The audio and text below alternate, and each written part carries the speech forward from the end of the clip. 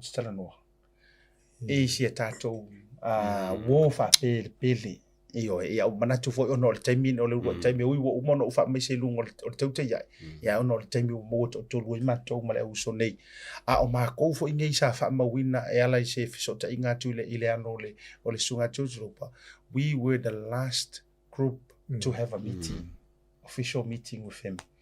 Ia e se mai si ona ai ngai nei New Zealand i ona fo i tu ai lo le ia sama to mo wa tala lava ya so pe ta iwa e mo se mana tu fa ilo ai ono fa te ia mau ke de kar konfo ia la foto li ya te lua ia poi foi tau a matai le tato sports no ia to e uyo la u mai ona fai pe fa vai ma to i folo na tino le lona o le sanga tuma ia ono le ia no mo le foi stato fa mai senga to la forma Aumua ia le nei tula Samoa ma la fa ma to e foi ia fa mai senga ia ma I tofine ia kueva va peno fo alo tu sai foi vala upa ia le tuai na fionga ia Jos ropa ia sa le ia seta mau ia ka ko linka ko kalango fo I las forile no ia so len tu atu ia e fai malanga ia sunga fo I le tamari fo I malona alo I Samoa ia mo fam talanga ia e Mawailoa ia tulanga wa vala wina le to ia langona fol fano no ia langona fol fia o no tato ia tanga tumulmuli an mafuta ia tulanga fontanga fo ia fa sa tato o te fo la to ofisa I mangele mtato tano ia ngako ko ia ma ka to inga I tato fo inga fo ma tato po kala me kali inga fo ka ko sa valia ma fia la manga io me uma ma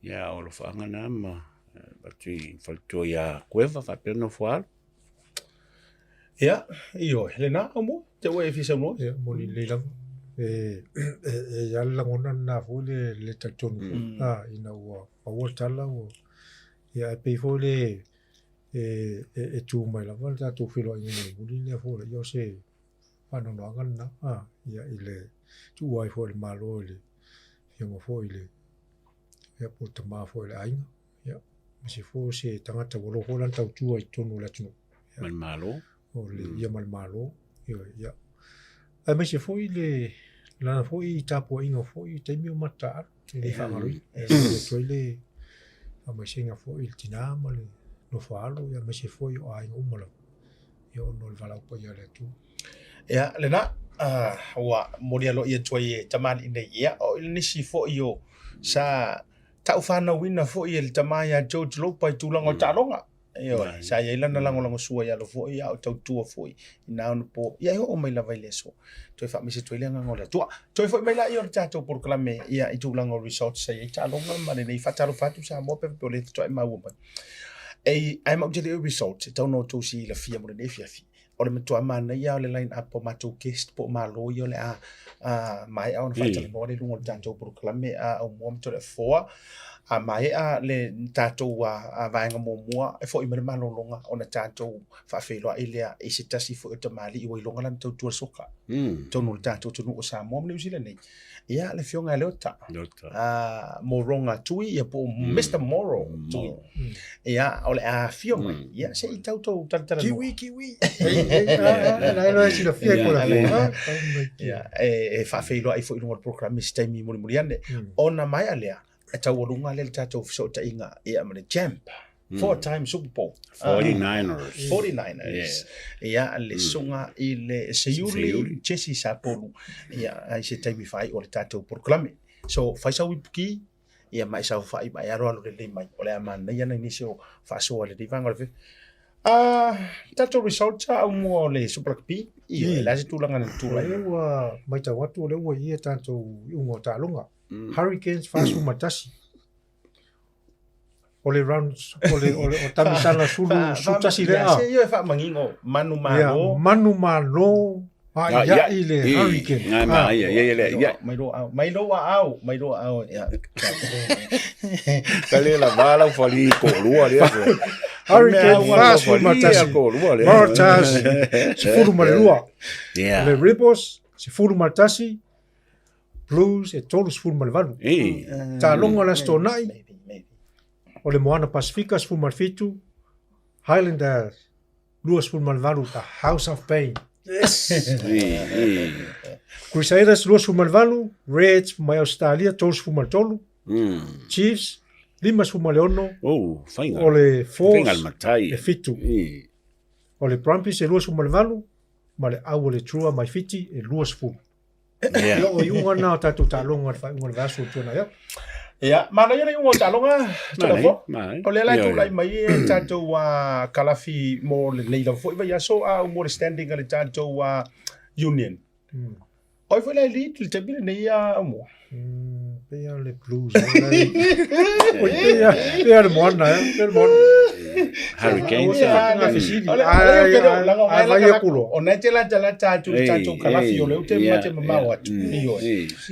Ia, o lo tai pea le Aumua. E le taimile nei, le angai makua le Aumua o mea o mai Fasolo mai.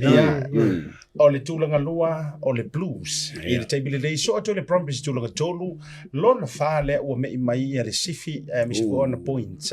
Queensland, e le numero 5, wha tūlanga ma le numero 1, Melbourne Rebels, fitu le Highlanders, ia ma le valu le top 8 lava ia o le Drua, o le Minaka. Ia, ona sawa ile o le tātou bona Pasifika i le iwa, Crusaders i le sefulu ma le tasi le Waratahs, tū maupea le Western Force i le vaenga sefulu ma le lua i le tātou round sefulu ma le tasi.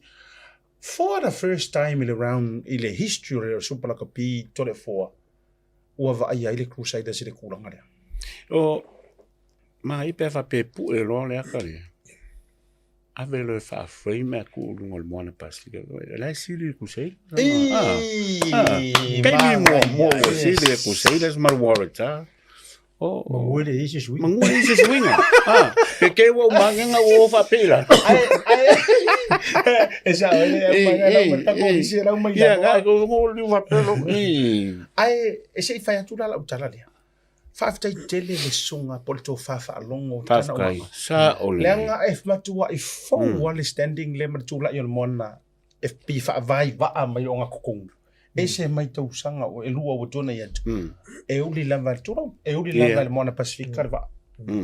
Ai faftai. O le was full tasi rounds, o le maintain mai lava i lunga. Ia le tulanga o le tau whenga mona Pacifica.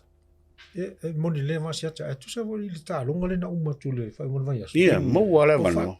Mana la vale au. O le ina wa a le talonga na tu te le vano malo le mona. Malo, tato me ia tu i ungan tato mai le NRL. Ia i le fa ingo fo i le nei vai aso. O le lapiti. Leo te vai tunga na o le mai wa matu ai longa o koe o langi la piki o sikalia o na o fata ma ia le penfas fa so ma lua e sfu ma lua ale la piti si ko sa doi ti la va e yo lua la va ai ia ma malo le Raiders e le talonga ma le Manly si icons malo ia ile Roosters e le Broncos fa se fulu ile se fulu ma le balu tato ia tu talonga le Bulldogs ma le se ma le au le West Tigers ma malo le Bulldogs lo su ma lua ile marfa ale West Tigers. Talonga mata go Firval Storms ma le Titans. Lua foi ai manu malo ai le Storm. Lo so lua ile lo se furu le Titans. Le si talonga mata ina le Vale Dolphins ma le Cowboys. Io e lua se furu ma le valu ile lo so malo. O ka fa ko fa ma fa ka wa ingor ngo mera lua. E tai lua ai e va ai so o le talonga ai. Knights manu malo ile Warriors ko fa le kong fa ka ko Warriors so marfa ile valu ia mar tau rungo talonga ta o mai ile Sharks lua se fulu manu malo ile Dragons se fulu para mo kupule Warriors Aumua ia o le turangala to ia o le o fisingia fo e te lo tangata ia le pe o le atu e misi fo ia vano e pe ona au titilo fo il talonga mata ke le ia ke le fo ia po emisi ale Warriors ale ngaka fo nga ole ke le ile keina le au le ngala ko ka so le o ngane sa ke nga fa le tonu ile ako Warriors il talonga le Ia, o so fina ngalo tole fo o tau mai le fale tonu ale Warriors le nei teimi o se popolenga po o lava pea le tamirisanga e to e make a good comeback. Ia o ke leo kalunga fai ingai e kaung malo. Ke lo lava o lai le lava kulang o lo le Warriors. A kong fo i o lo ngaluel fai a onga i makam ka alo fo. A le swinga la ko le au ma le ngau ma whakingonga mea kwa maanga ia le Warriors. Okay, malo lava mane wa o tiro fo e fai e umi mau atu le tournament ale NRL. Wa fu atu su mar fitu au le su mar lua ale Super Rugby.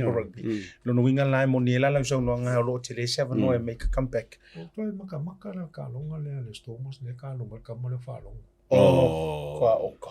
So le awa o fai ka o le fo ka ko fo I mo le fa longa lu ngole. Le Prims. Ai pesa ka alo le au longa lu. So le fai aku la le fa che ninga la ka ngakole. O le Titans o le wingi le nga. Wa ma ia so. Ma tau tia. Por se o mana ia, ke le walong fa na ua. O tato tunu, e mal Pacifico.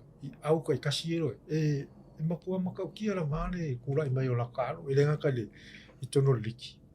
Ia fa pena foi na ile Super Rugby le ye. Alo foi tato tunu ulai ka alo me Oscaria. Ele isi ele ama mai na to ta alo e foi ne o kila I New Zealand.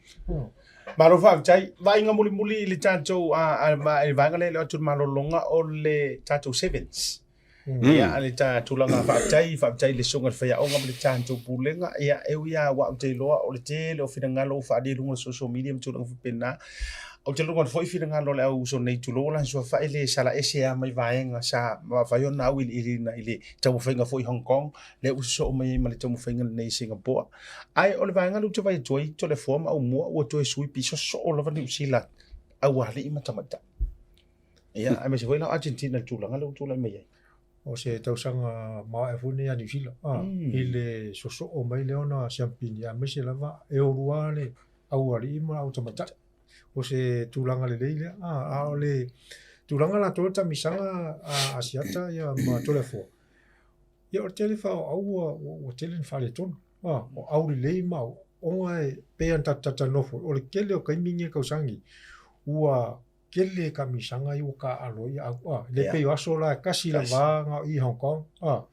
pe o ngala ne sa malo se fiti mani ya New Zealand ua pe o fiki la ko ia kai pe la mele ngi o fiki sevens la ma ya so uma ia so la le na o mar kemingi ia o sevens fa so la ko te lo tu le ala kula le ka ke mai ka o ku pe la au le Spain ma au ia atunu ia sa le o ko ai kula I mai ane le esele le tulanga le wile ta alo au ni ia Tara voa so fina ngalo tato tole manononga di tato sevens. Ia, ka kongo o umangi kausanga o le kou uma au o le Olympics. Ka kongo fo I o le menga le finga wei ia au umangi e pe wa o le sifai mea le sevens. I malkalonga so skalonga kemingi o le mafaufau. When you keep winning, ia ka alo langi sila mesiau. Ia mai kongo fo ia it's a mind game fully. Ya ka kula le male kulanga mele e male performance e pe fa ya na kam fa muli anga yo ve kam ka power ne ya kam fa ya improve mai se ki la ko so I me la ke kilo I me ko fa le e ko ngale kam fa fa volta tu sports san non fa filo il tato malo momua pe mai il tato fa salon fa business ne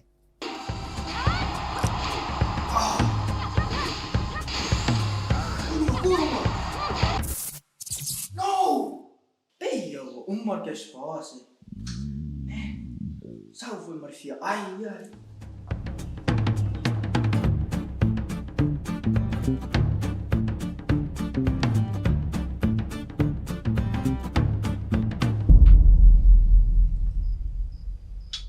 Ei, mas é minha. Ai, sim.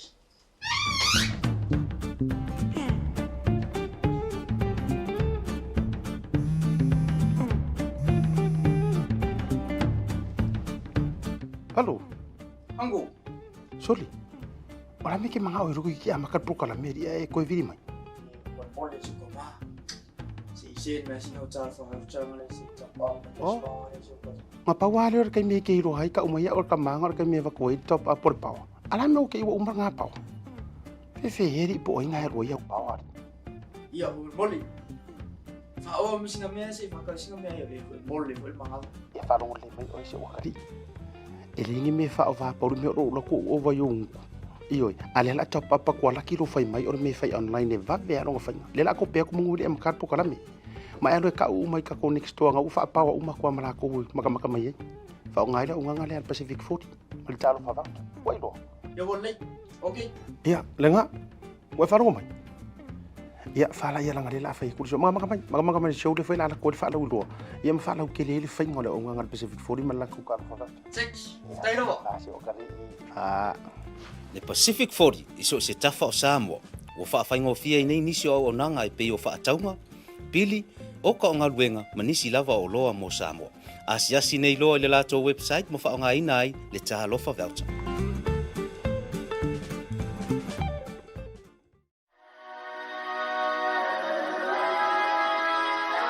Le SMI Hardware Building Samoa and the Pacific. Le au nanga mo so se mana o ngai mea faufali.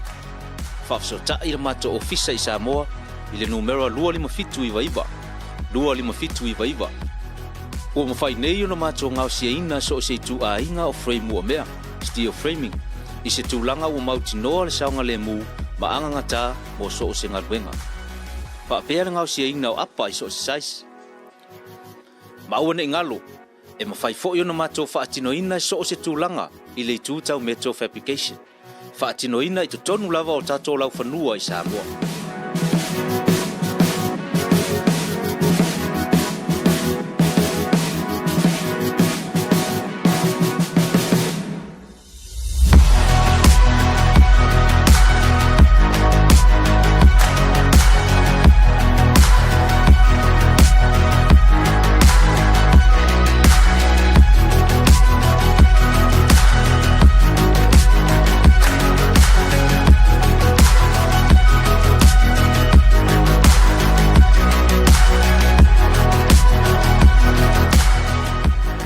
Taila mato ofisa i New Zealand le afionga ya Leslie Wolf i le numera o Tasi valuru o 5 o Tasi valuru o 5 mo so se fa matalanga le SMI Hardware Building Samoa and the Pacific.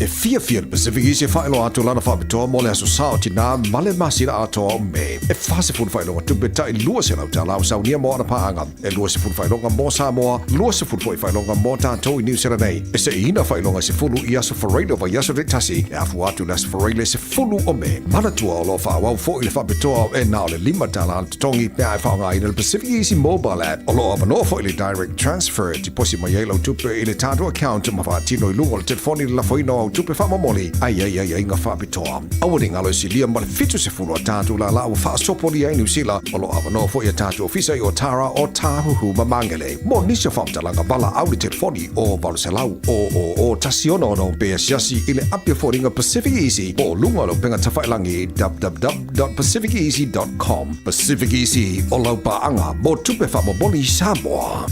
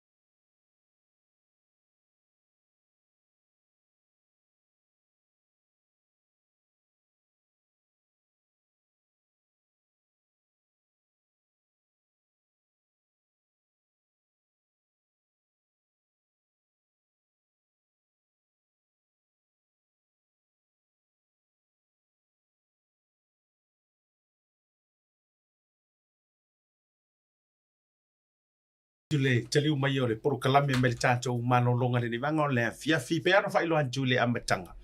E i tātou malo whaalo ngia Iyo le sila tatou malo le ia mai a foi le avanoa mali ia ona mo foi le si tatou malo mai America i le malolo fai ai fia fai lo atu Samoa ma le mai moanga foi sports tano ia o matou feilo ai foi male tamali i wailonga lana tautua ia i talonga soka i tono tatou tino funga Leota iyo ia moronga ia po moro wailo ai le toti le lava foi ia ilungo le social media i tulanga fo fa Talanoa ia tui i lunga o le patou proclame o le sports Talanoa le fionga ia Toleafoa me se fole fionga ia Aumua o bai foi filo inga la wole inei nei me fole nga me wa leva so le fato atu i filo ia fataro fato i champ ilo Pio Leota i lunga o le patou proclame ia fataro fato foi lau tu fa le vai malai asiata ia pe foi ia le foi no pia i foi nei le proclame nei ia Toleafoa ia me se foi ia Aumua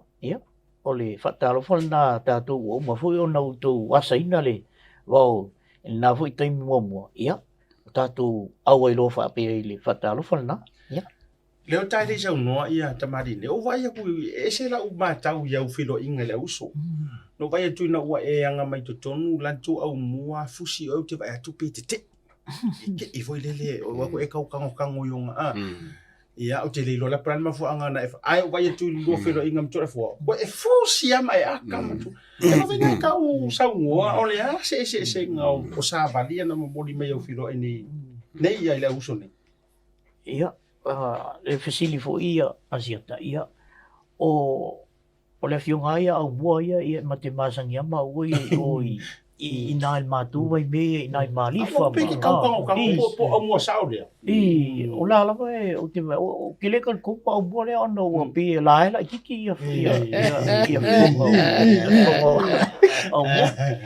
ia o le uso ia o le o faisa o ala o sa Tasi nei ka mali i tau ua i o le apio paka. Ia o loi mun woplo ka malo i vai te mina. Ia pe o tapopole fwe o le awhai ingal matu au ia pia o le o le e mo ka apea o te mina kiki ka malo. Ia pe o la ufiafianga na Tai Leota. E vaso. Pe loa ia tu ia i le uri. Pani tata soka fo. E le lei fo ia au le uri e le soka ia. O le fifianga na i tato sau fai lakapi, soka, fusu, lakapi. Mai le manga ia ole tulanga. Ia. Ai ole Sukangi. ai ono le tatu tan. La fatu la vano. Ai ole fesili o ke fia fesili e tuai. O tulanga o le soka ma tulanga fo i malanga ia auto va mai ma fai masui o le tatu au soka Samoa. Fai malanga tu ia tunu i fafo wa foi talo ngolo fenga i e fenga ka vali vali mai wa lo te min le fa tera no isi tanga te tu lango soka i lungo tatu sports Talanoa io o mai soka i Samoa i se au telenga ya wa foi tu langa i fai nga malanga o ai foi o mai ni au video mai fai masuyo Samoa ia tunu i fafo ia tai mo va silia siata o le taimi nei o lo i fafo nei le au under 15 tini i le soka, mai le kalapu le ale pea. Le lau umal na tutalonga mua. Ia, se umal tau atu leo ai or kirikiki ai. Ia, la tutalonga mfiti. Ia, o le talonga mua na, o le si au le sauni ne tau nu mai tai au, i le auli. Le au le a vai base. O le whaasa o ngā lao le tūlanga leo. O vai base na se mpingi tau sanga le ntia nei. O la tūla leo mai tau sanga le nei. E finau mo le Club World Championship. E o mai la tu e ta alo ma aua New Zealand. Ia ma aua isi e tonu ule e ia Solomon na ma auna. E su e ai. Le Club Championship pa le Oceania. Ia a whapea la. Ia e tele ala na ave au ia Auckland Central. Ia o Wellington. Ia o Waitagui, lesi Waitagui, o whai nesi umi ele i toi mua Waitagui ele il tūlanga. E lana ia tātou tamaiti whainta alo i au ia. Au lea Auckland Central, ia o le au Waitagui, tā alo i fo ia. Stamatiti leo te iloa le kapteni nei na i le au Samoa le temi nei. Ia, pe o le tūlanga nā le ia. So le aula ole routine la le so kaya Samoa le au malo le tausanga tuana yatu e representing le tausanga nei. Ayana le au malo tausanga nei. Ia o tausanga la le la sa. Tausanga fu. Ia o la tu la o mai fu la. E tausanga o mal mera. Okay. Yo, e te telefo la ni tupe o la o maua i au nei. Le au mai fafo ia ma au vo le la tau va. Ia a fa pe vo la e tu e o le au e sili. Ia e ova tu lunga le 2 milionga por 2 milionga. Ia o le au e lona lua.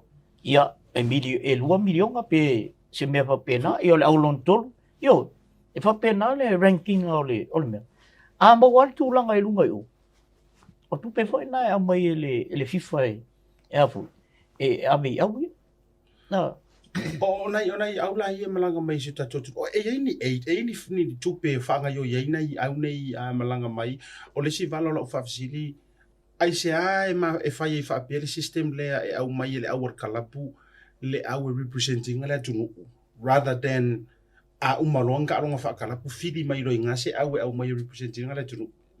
Ia e ese le au ia international ale atuno. Okay. Club championship la ia pe vola New Zealand ia Auckland ia City pe ola toa le o fa konu ni ngo le au le e o represent ia o le o ala le au le o million ale o mai le au le ave tu tono le asocia a New Zealand ona tofa la ia le asocia a New Zealand tama ia asocia o tama i club la haiti e develop la le foi la mo ina i me ia mo ma tu ia le club le o ma tu ia termine Clinton ia tu la kalna ia ele tele ona e te tawana o mai le club ia e represent le atunu ia club foi na tele la to se le ni mo lo no inga lai ia le mo miang se soninga fo e tato ia Samoa nei au ia kalapu ia malanga mai Samoa e representing ia club championship se tato tu ia ole tu langa la i Samoa te milni e fa lang uma me ile FIFA ona la o lau vai atu ia o se tato tunu ia light ele tia le fa uta la vai tato e lava te lea tu pele a watu rifa. E le tau ola e so ingi sponsors. E o mai e fafu. Ia na le tongi a pasi se ele FIFA mea na, ia na o mai la ia lea. Ia ma le tu pela le ave ia. Mo la tu pe foi le whao ngā te mea lea o mai e fafu. Ia o mea la nā ta te le maram lamba e pe fia ni mea o mau e nai tamaki. Ngā ta lava le te mina o lotu e watu lo ua fine no o Seiuli e lo ua fine ia. Ta o mai la ia lea. Ia a tu langa na le ia. O mea o mai fafo ia ausoka. Ele o yengi sponsor tele o isu.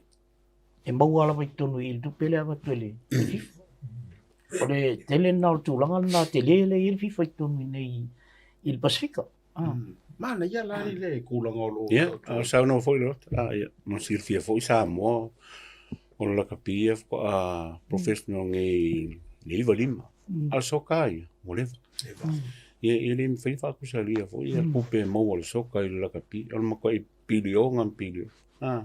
Ia fa un longo foi sa un ali songe ia Leota, e po moro leva si la fia, mo si la fia samo. O Ronaldo le samo sola. Senta forward now, leva ka ko mai foi la kiwi. Ya lo la fanga foi nai marifa, ma ia le venga piki au fili samo, ia lo songe ia Leota. Ia fa un longo ko foi i kupe. Kei pea me umai ka ko pefi o sosia ka ko la ka pi ka so se ka ronga e saulo ku pe ko fukulo ko ni moro ai mai au fili mai au e mai fafu o au ngi ka kaunga ye se va engol selen e ka pe ngai nga o au ngi fa ke kai nga au menga la va se maro ku ngi o lo yo represent ia ocean yo kala ngol 100 million o menga kala ngol foi wai o ka o ia kala ngol ka mai ia wa nga fa ko pokala mo wa fio mai lo sini o lo ai o le mai au ngi avai va le au se makongu ma ka alo e fo le si la fia fo ye al me ka fa ko la kala o le fa no ngi kala ia mali le to ka o ia o promotion o mal malam ia le la fa fo me ka ko pokala mo sports no ia ka o le fa ilo ku ia o alum fa na wa me se fo la so ni ta longa o ala so ia la fa ia ile e fa la ni ta longa nei ia au le malanga mai ele se ta longa o e le se talo ngai fai nei e tau nu mai tai au ona faile matula ko dinner ia ona malama le tai au faila tu tolenga to faile breakfast ia e malanga i Tahiti Tahiti le la faile tournament le la malanga ia le tatu au le ia pawana inde o le mau te South Union te mil nei o nai matches foi ele e tofai ia le whainga malanga pe au mai ia o tūlanga ia tau mea ai ua uma ona mātou susufia mena i tono le o le kalapua ia ana paena na i mea o le ele i o tele e sau mamlama te mine o le whau te alua turoa ave loa ia ngai matches lau o maua mai nei isi fwoi tangata e ave ia o le tele a e sala le tele ai le anga le lapa ia mana ia afu mana o feo e famo ku ia pa tanu mai ia o Glendon i o Mountford Park na ia ina le kalap ia o ina le a famo tu mai le au ia e to fala i tono le hol ia tono le kalap ia malo fa chai o no le tatu tani ia la fo tu so no fai wa nei 2 minutos te tu le malo longa ia awa foi nei fofonga me se foi o se vai nga te vese no ai tulanga o le famu ia half time mo le vano te tunwa u ia le o tulanga le ia e sa o le le sauna nga Toleafoa ona o le ai o se so ta inga foi le mo fai lo ia half time mo po kalame asiata o mau ai le vano le fai lo to foi o te tonu foi o le o nisi foi e au mau ma afio mai le nu le vai vase yo la auto au lea o telefo ta maiti ia e le watu fo nei nisi o whanau yo whanau la vale ale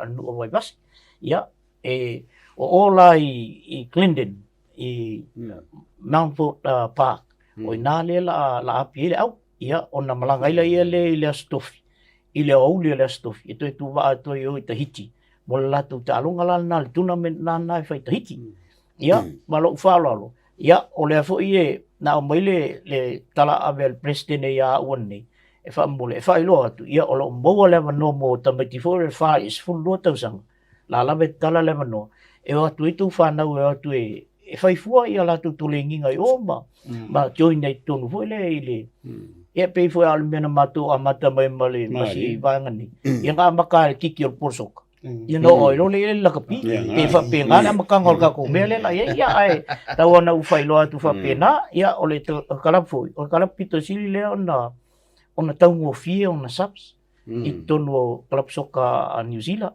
ia ale Samoa foi na e president ai ia o sia una to e fa mam na ma fa pena e to yistemi ia ona to tala la tele la ia le o tatu da u le soka i Samoa mai nei malo fa Leota io famuriele tua i lauto tua mi se foi o alo matama fana uri tato tu ele o lilo foi lauto tua e uia ile le vai le promotions ai le o lilo mo le tua au te longo fo la matanga le o se me fo mai fie fo il tato sports Talanoa e pa va bo mfso sonia tu longo mai tato o ani fufuanga e enferma to tu e fala utile mi fala o mfso sonia tato tu malo longa foi mai fa filo ile sunga ya Seiuli Tasi Sapolu e lungo il proclam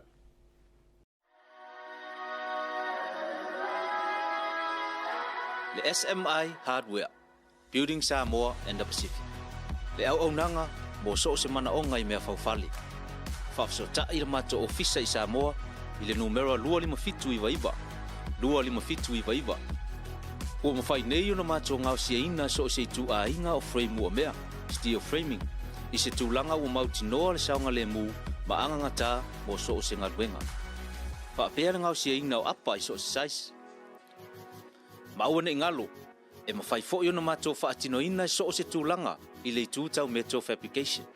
Whaatinoina i to tonu lava o tato lau whanua i Samoa.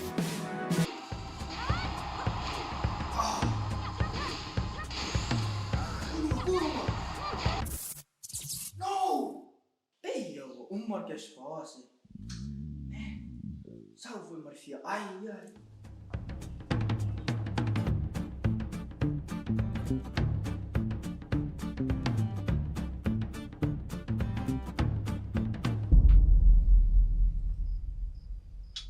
Ei, mas é minha. Ai, sim.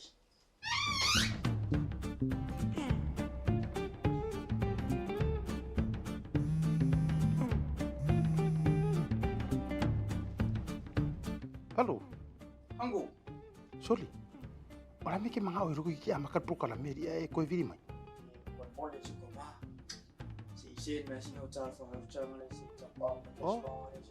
Ma pa wale or kai me ke ro hai ka umaya or ka manga or kai me va ko top up por pau. Ala no ke wa umba nga pau. Fe heri po inga ro ya pau. Iya, mole. Fa mesti ngamia si maka si ngamia ya mole mahal. Ya fa ro le mai o se wakati. Ele ngi me fa va por me ro lo ko o va yung. Iyo, ale la top up ko la kilo fai mai or me fai online va be ro fai. Le la ko pe ko munguli em card po kala me. Ma ero ka u mai ka ko next to nga u fa pa wa uma ko mala ko maka mai. Fa ngai la unga ngale Pacific 40. Mal talo fa va. Wai do. Ya boleh. Okay. Iya, lenga. Wai fa ro mai. Iya, fa la ya la ngale la fai kurso. Maka mai show de fai la ko fa la u do. Ia fa la ke le fai ngole unga ngal Pacific 40 mal la ku ka fa va. Six. Tai do. Ah. Le Pacific 40 iso se tafa o Samoa. O whaafaingo fia i nei nisi o nanga i pei o whaataunga. Pili, o ka o ngā ruenga manisi lava o loa mo Samoa. Asiasi nei loa i le lato website mo whaonga inai le Talofa voucher. E fia Pacificezy whaelo atu lana whaapitoa mo le aso sao tina male masira atoa o me. E whasefun whaelonga tupe tai lua se lau talau saunia mo ana paanga. E lua se fun whaelonga mo Samoa, lua se fun whaelonga mo tātou i New Zealand. E se ina whaelonga se fulu i aso whareino wa yaso re tasi. E afu atu las whareile se fulu o me. Manatua o lo whaawau fo i le whaapitoa e nao le 5 tala tongi pia e whaonga i le Pacificezy mobile app. O lo avanoa fo i le direct transfer ti posi mai eilo tupe i le tātou account ma whaatino i lungo le telefoni la whaino tupe whamamoli. Ai, nga whaapitoa. Awari ngalo si lia male fitu se fulu a tātou la lau whaasopoli ai New Zealand. O lo avanoa fo i a tātou ofisa i o Tara o Tāhuhu mamangele. Mo nisha whamtalanga bala au le telefoni o Valuselau o Tasiono no Bea Siasi i le apia fōringa Pacificezy o lunga lo penga tawhailangi www.pacificezy.com. Pacificezy o lau paanga mo tupe whamamoli Samoa. Joy whawhele atu Samoa i le taliu mai o le porokalame le sports talanoa mai malolonga masani le nei whaivanga o le afiafi. Pei ona mātou whai atu le amatanga o se taimi o le nei afiafi whai o le amaua le amanoa. E fiso tai atu ai ia i le tamali i Samoa o le toi ina. I tūlanga whai o talonga o laka pifa Amerika i le toi tausu la whalo ie. Ia i le au unanga ma le tautua futoto. Ale nei whai tamali i o le atunu. Ia o le sunga le Seiuli. Ioi. Fo mai ona whalangi no le uru taulanta i le mali e toa a wā umatangi ma le toa fito. Ia o le Seiuli fo ia le mali e toa Jesse Sapolu. Ia o leo mawari tātou o vanoa. Ia ma tamali nei ia Aumua ma Toleafoa. Se i whaasoa ma si tātou wafea. Ia le laka pifa Amerika. Ia i le nei fo i vaitaimi o le tausanga. Ia e po amai fo i whaatalo whatu. I le nei vanga o le fiafi. I lau sunga le Seiuli. Ia i lunga o le tātou por kalamere sports Talanoa. Ia, a talo whatu le. Nai tu or kelope mai se fo ile o kalama o le sports Talanoa o fai un tato pata sineaso ra fo ile o lo tautai elau talenga Asiata ia mai se fo ia tamali ia o tato tunu le suma le fionga ia Aumua ia mai se fo i Toleafoa ia o nisi fo i o along whanau tautau el tato atunu o le tautua ile tu tautalonga la pifa Britania. E whaftai le tu ole maul nei o no em whaion tātou wheloa. A tono mo pēr le malosi mani. So I fo malolo ina le nai tu, ia le fo iolo o. Manu iai mātou i nei. Alo whaftai tau whai whaatalo whailanga le leo le tua. O lea wai whaakarwa mai se yuri a oru ke kiru whai i ngai o uso ngei. O te leilo ai po se tūlanga fo i le vāo le laka pi wha Amerika ma le laka pi fo i lea wha Iuni. E pei a u mātu fo i lele o tau tamatua i pi tau wawena fōringa mātu tua le wadi i e tālu Iuni. I lau tau vai atu fo i lele. O leo ki kawa leo whai ke o ki kiro ki a Aumua ki ki a Toleafoa a o whapesori. O leo fōringa rei ki mai ia Seiuli a o kamangi pu. O tau ye se nga whapena ona matua fo i lor si tali saunoanga a nai o uso nei. Ia, o na esi la fiere. E Toleafoa ma Aumua. Pewe peloina show. Vai le Talanoa wa foringo. Ya Malaysia ya Toleafoa talo to fo mai Hong Kong. Faftai uso. Ya mana ya fo ile mata atu le tau tua ile. Ile sevens i Hong Kong ya Malaysia le. Tapo ingol tatu. Au ya Malaysia fo ile sevens All Blacks o e monial.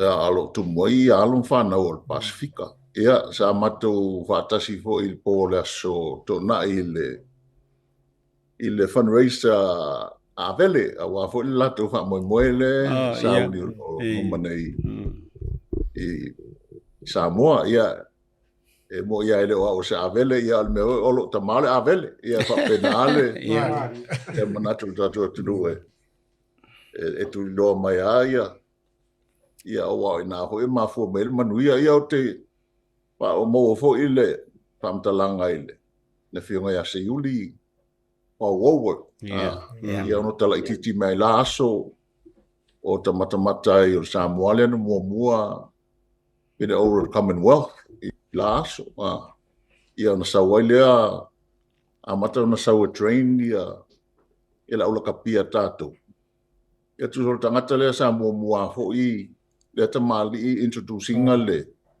koleni sisi weightlifting le la kapifa Britania le pena amata ilona sui mai saua al awal tatu atunu na vai tau ia le na fa wa mai le ele fionga ya Aumua Toleafoa la to au le na avele patas le tau o tato ia tau o fo ile il tau tua le tamali il tato atunu ia Tarsia ia whamawhana le tua ile aingorde. A whiunga ia Seiuli a wale tu malo mane. Ulanga wo ia ili nei vai tau ia e la amisia fo. Le tamari. Te le fo lana sao mo le swing o le tatonuina ia o Seiuli al tangata mua na amata i tatou na ilo hora ia dua masina o koleni le au sa uni se.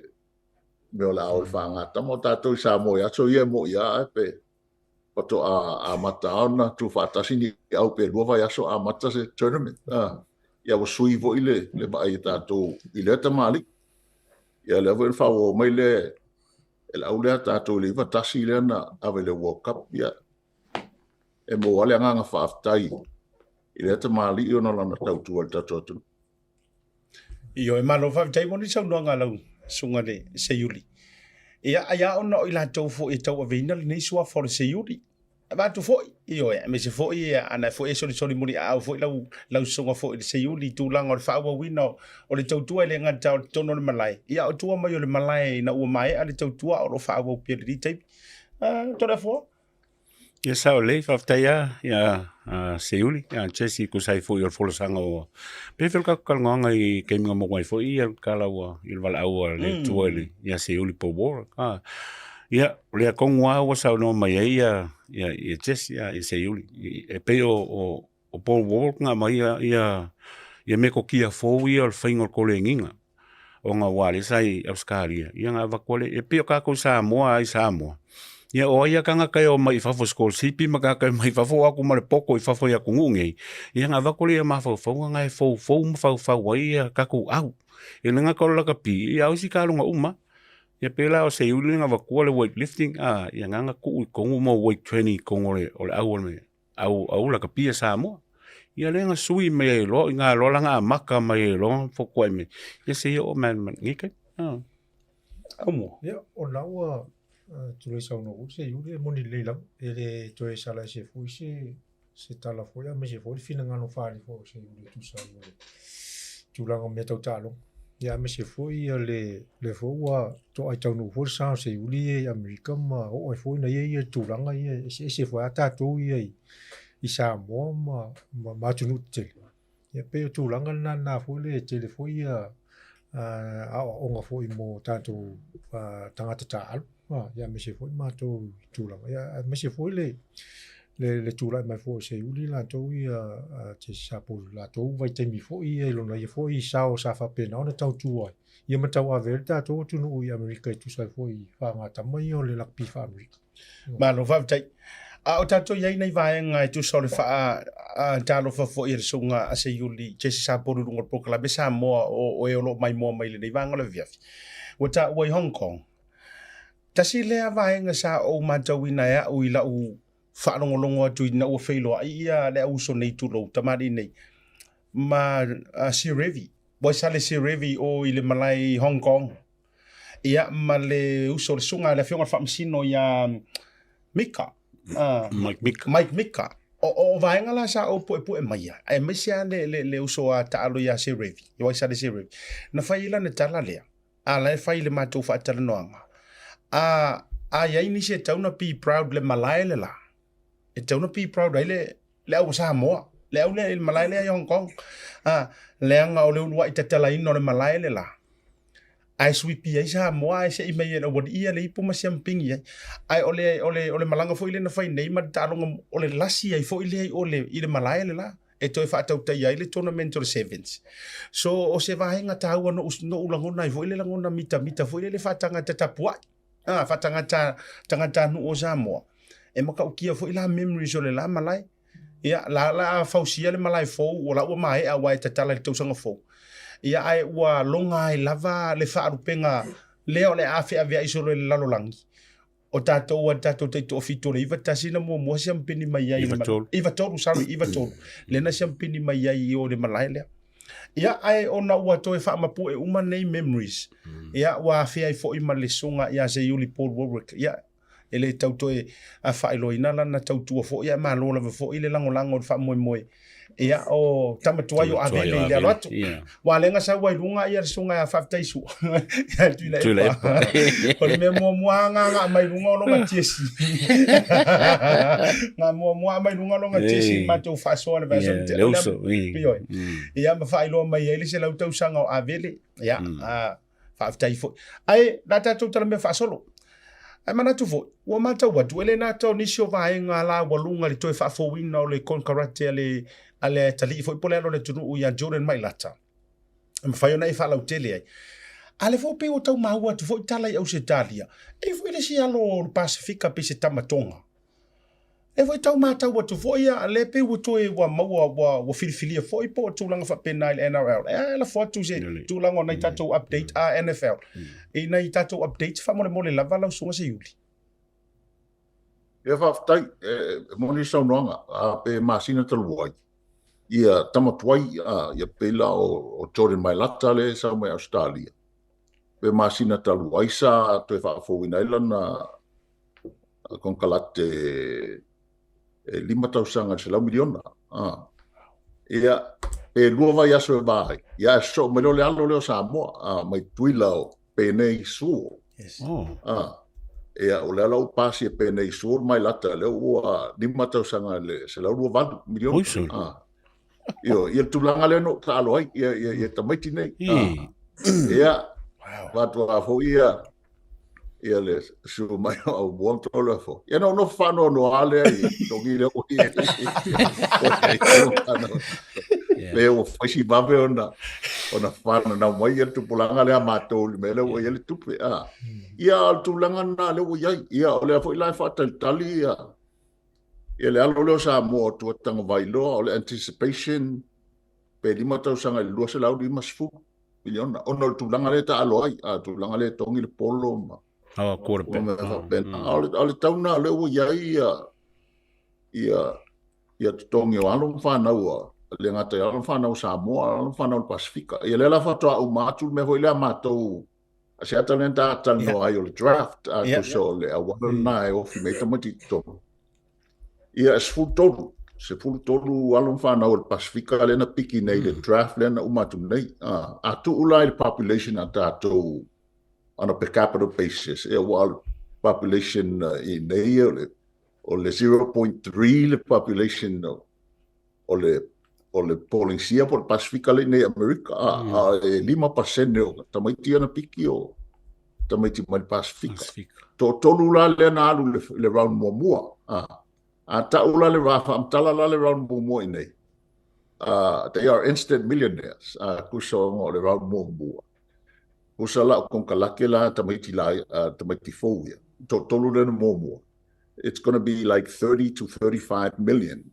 I le fatau sanga. Tusala ta'u mel nei like titi. Wa le fatau sanga ai vai fa le tolu 5 miliona le ono lato kung kalaki mo lea. Pei foi lau Jordan mai lata, olana konkalate lona rua lea. Le la wo le se lau. Le foi lau walu tamaiti lea mai tutuila o penei suo. Le foi lau wo o lang konkalake donga lua. Le la o se lau lua walu ai langa contract. Ia o tua foi la le so mai o lana second contract. Le la anticipate fa pe I la tafaita o tua pe 5 miliona le tausanga. Over 5 years. That's a lot of money, but that's the going. That's the market now. Compare my me vai lá fa tu sa ia pela le pene 2 miliona. Ia vai le tasi tau sanga e tu so le 2 miliona na o la suli matau sanga. Le matu vai tai. Ia pa o le se so. Ia e foi lá também Samoa tamai tonga yana so mai around lua ya tu sa lot tamai na the millionaires too wa te le no pe fata sanga ile sfulu miliona around lua va pena na sa wala ia wa fitula around se e fata amilo le piki umai au ia tolu sfulu tamai ia le fa na piki la mato 49ers na miti Samoa ile round tolu tamai no ya puni ia le va matele felo ai wala tele yo lunga ese wala lunga na ma felo ile mle alo ta to le foi la ta alo luma le inga pato le manuia na le wo ye tamai or fa te tenga ia pe a to silfia ia tamai ne le li o umai lo ia mo agents ia marketing people ma me va pena e faiama ma pa ina ia alon fa na o wa e fai ngō fia i tamaiti ne ona whapea mai le tōmna mia lātou wha Samoa. O lawal tupe tausia i a lātou ainga but e tauana po fautua i aima. Mai, o lesi foi o la wana tala, ona o le whaoso songa, o teleo ti Apollo i nei, i le teleo nei agents maisi mea whapea nae. Yeah, but you give credit for i tamaiti. They really are proud of who they are. Just see we're playing for something that's bigger than us. We're playing for God. We're playing for our people. And then we're playing for our families. I'll fight it now. So, I tell it for us. So, le lui o le tasi na fa fita uni o le tau fai fa ma popo mai nei tono le Polynesian Football Hall of Fame. E fai info tu mato ya lu yang fana o tato tu malo fa tai e se ro fa sili nei va ngamole ia mo fa ngongot fo ile saunga Seiuli ia ko sai fo yo ia ole ke pia o kala fo le Seiuli o fo ka malonga lo ia o ke mi fo i monga me ku puai ia pe fo yo mo nga ia o ku pe o mo ngi ko me ki o le fiese fo le tau sanga o ta alo ia lo so fo ia Seiuli ia e len fo lava ngalo lo fo le o enga mo i malai o la kon ke o le ala mo alum fa na o lo yengi o football ia o fo ngi le la pi fa peltani le ngi rugby union il Manu Samoa le ka kalngo ye el Manu Samoa lo ngi au ngi ngalo fo ia la ko kum ki lo ko ia nga sa mai ia le va fi le fain ka o ka longa mai le se kupe o mai gaming o professional la o mo wanga selling ia kai pe an o ka o ia melango mo wa ko sa no nga Seiuli i mea ia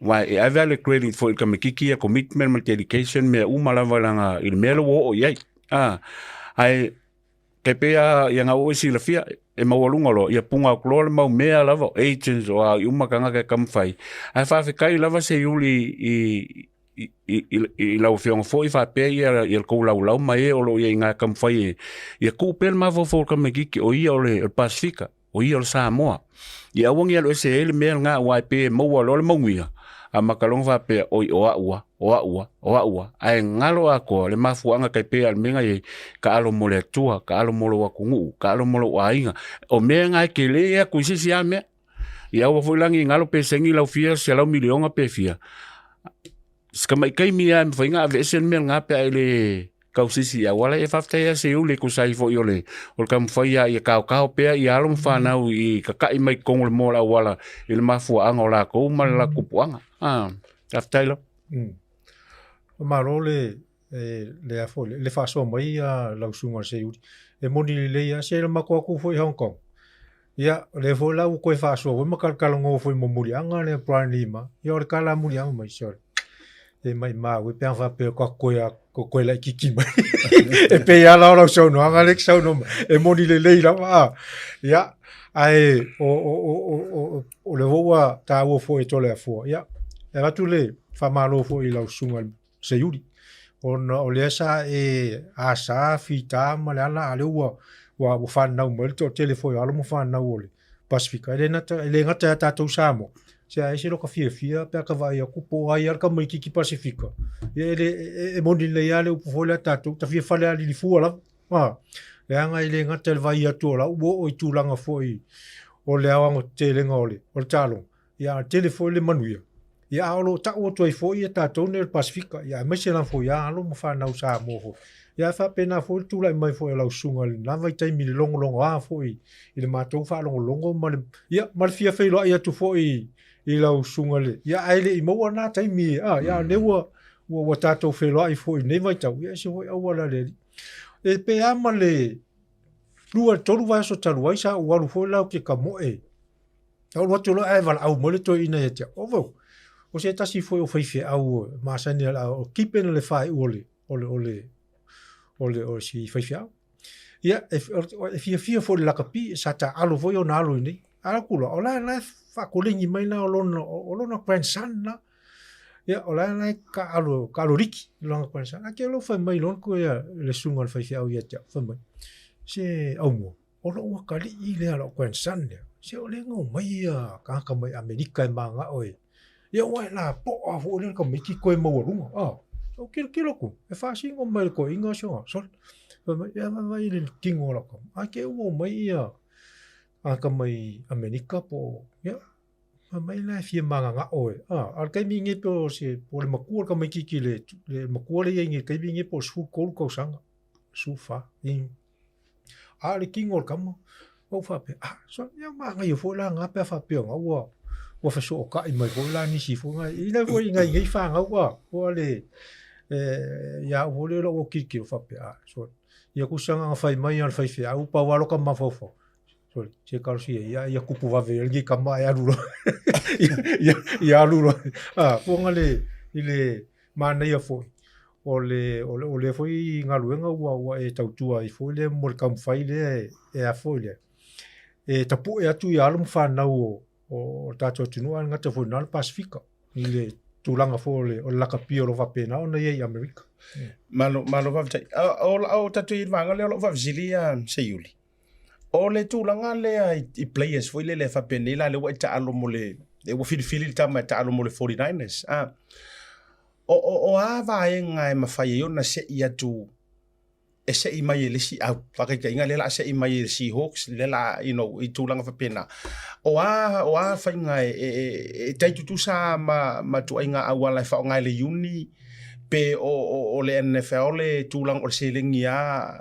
what's the process pe fa pe o le la koso mai el 49ers ia le players ma le players la isi au ma tulanga fa pena en fa na tau tala no mai morsi fia fo el totelo la to fi ta longa after e tu la fono ava pe le busangila o fata usanga el 49 ale mana o malisiaro e batua ale le umala o fata usanga e ele awala me fai na fai a fa pe atu lan 49 na se asiaro ia a maila ni piki se luana abate fata o twaiti ia che Sapolu lo to ta alo ya o to pe o le temila atu e fai draft e fa penale negotiations for ia o te mi wo fai le draft e se te la fata tali ni piki ala fai negotiations for ia o ina fia me mai lunga io e pela mato o na sa au le fai ia tolu sfulua au ma tolu le piki tolu sultas tu se pito maulalo au ina lu final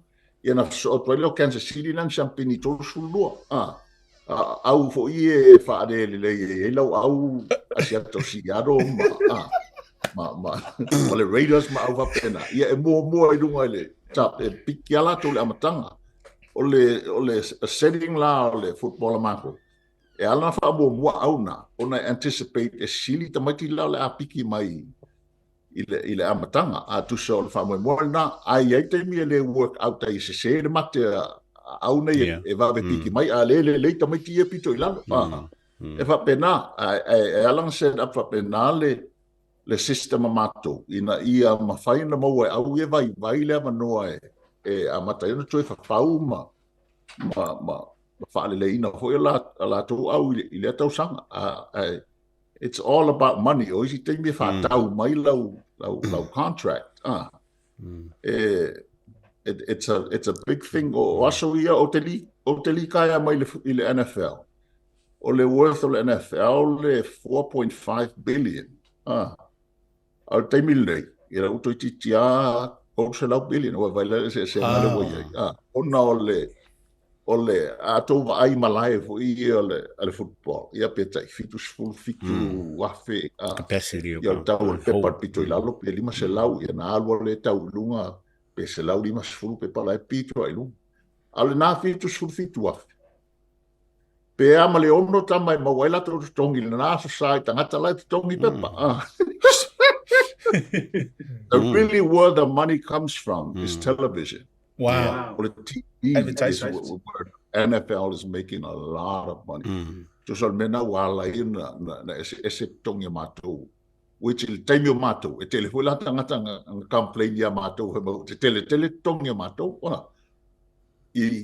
na itama ina mo ma, ia, ai anticipating a mato e o fa pea ia tu tongi ai mai se mato i lumo lenga o le o motua i ono woilo ko e tangata le ta u ol pui ngol tangata le tongi al polo ta o mato ol polo back e le la wala na tele ha peto nge ta mai tine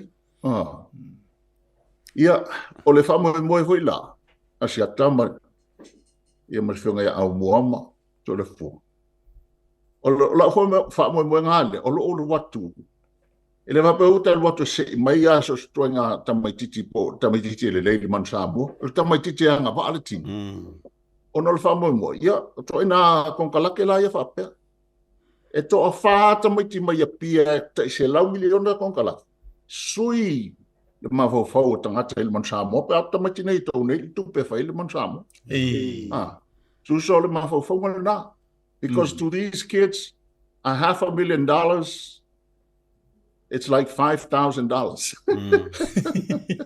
Watu la to fale. Fatai tai. Ai petai a familia na alta mai titi donate I tonole sports program. Ia ona amatalo le ona even playing field al Manu Samoa, mai sia tunu ia tongia la to tap. Awa e tau tua Aumua ma Toleafoa, it's an uneven playing field. Eta aloa I lunga o le love for the country. Avelo totro tau tua I lo watunu. But that can only go so long. Yeah. Awa eta alo ala ia. E no fo fatasi hotel isi meta alo iau. O la vai atu to tongi la tau sia ia ingola. At some point they're going to say sorry. Ele la olo alo I mo ai. O te lo fo ia lo fa na mo mato ai. You know, e fo total no anga no mata I lisi po.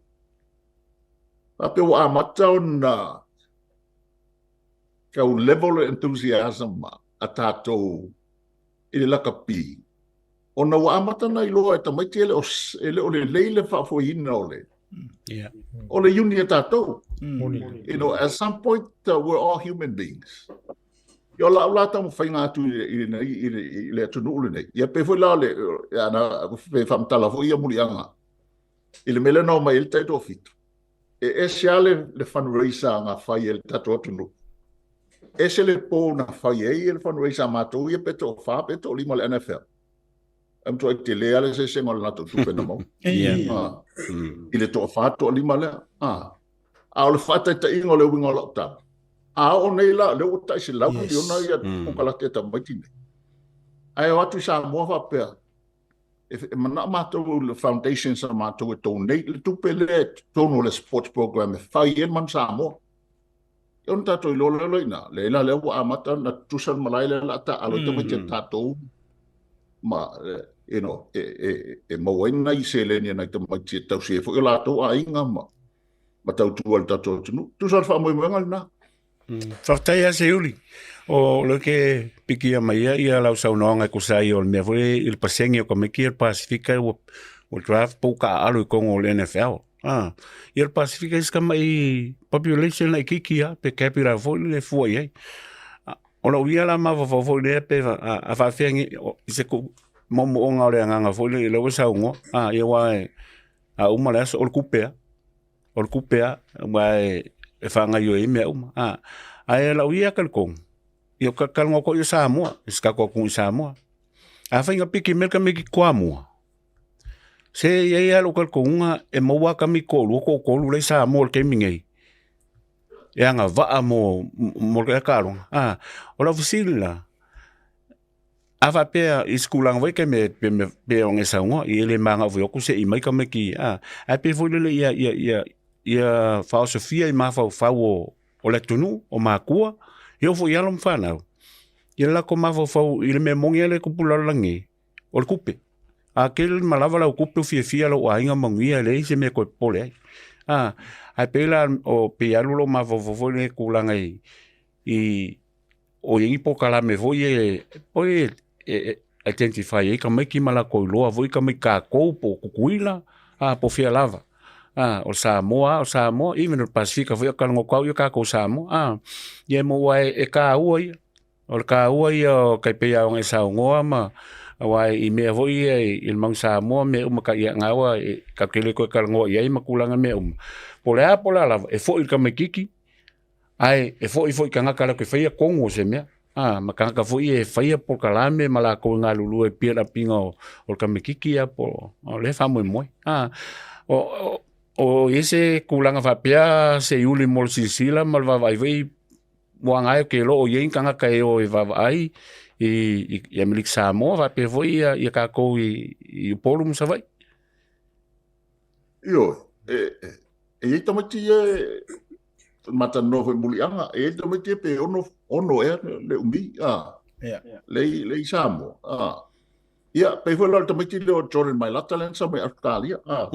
E ono fitu ai toru se la montu pau e mo ia le leilanga la kapi ai le o le level le nga ia le form au pulanga te le kingo mali e le mafai e le toru se la una fia pau na tambo e constantly a ka longa inei a porokala ka mangal me ia mato ia lu male atotu ia o tino lana ia nga inei o mai la le o sau inei e mawhai a tore mai lata nā latu I Australia, wha taula na ola kapi. O le whamoe moenga lana nā, e tamati lei Samoa, ta I ono wha, ono lima, toru se lau montu paunga. E lea, e mo ia le lei, but at the top level, they're too heavy to play international sports. O e mana o te le, mātou nei, pe a mai e train, fo ile le tālunga wha i nei. Ia o wha mui mga na, awa o te no wha ma whau. Sole, ma o se to alua. Tama te hui e peta I ono sifuru, e fitu sifuru I onga tunga. Ia na batu no le Samoa, whaise mea alofa I tono o le sports program e ati na e fo ia. Ia tutongi na I tamati, o whala ve lave o aso nei. O mata uma ia wa ila le o whai e tātou na Zoom. O aso ia. tusi e sifuru ia i tu lau na le sifuru di maminu te fai tawani tusi uma. O leo toe le peto aso ia ua popoto o mata maiti ua I loa mai mea I te tupu I wha. Ua a mata fuilana I loa e alo I whanau tatu. So ia le aso le tu I alo uola o le te tuisi tangata I he tau wamatu. So it takes off that edge to be able to compete. O mea umala I o le whaaso ta inga o le lakapi wha mātou, ma lakapi wha tātou ina. ole whamoe na. Ia maua so ta inga ina ima whaia i ona. Ia fu inisi o mai manui atu i nei. In the long run, manui ai au tātou. A meisha tātou ia were behind as far as compensation for our players. Malo whaftai, ono le tātou taimi a lau sunga Seiuli. Ai o le ala foatu. O what's next? Le uma le draft lenga e saunoa iai o le alisi ala asanga o le atapena iai ia whanau mo le tapena ina i le NFL ia ma eventually le amatanga o talonga mua ina ia te utou. Ia, le mea la le tau la off-season, le la uma ngai le draft, le la tau le whainga luenga le vaiaso le.